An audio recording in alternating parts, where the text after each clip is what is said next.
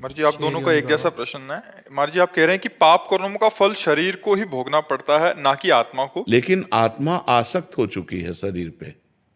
समस्या तो इसी बात की फंस गई ना कि आत्मा शरीर में आसक्त हो सकती है। जैसे तुम ईमानदारी से बताओ, तुम अपने को आत्मा मानते हो, शरीर मानते हो ना? इसीलिए उसको बार बार दुख भोगना पड़ रहा है, जन्म मरण भोगना पड़ रहा है।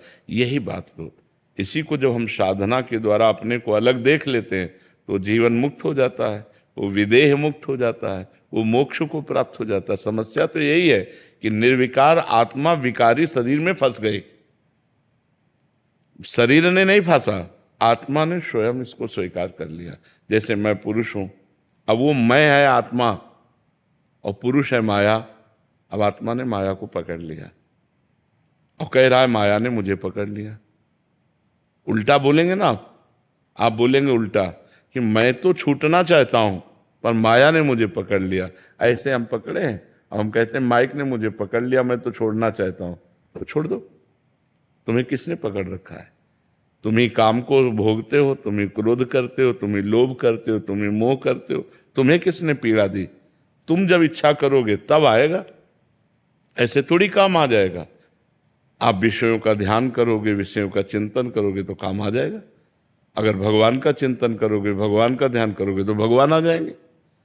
तो हमारी गलती हो गई है, इसी गलती को मिटाने के लिए हमें मानव देह मिला है। हम खूब नाम जप करें, शास्त्र स्वाध्याय करें, गंदे आचरणों का त्याग करें, पवित्र भोजन करें, समाज को सुख देने वाले कार्य करें, किसी को दुख न दें।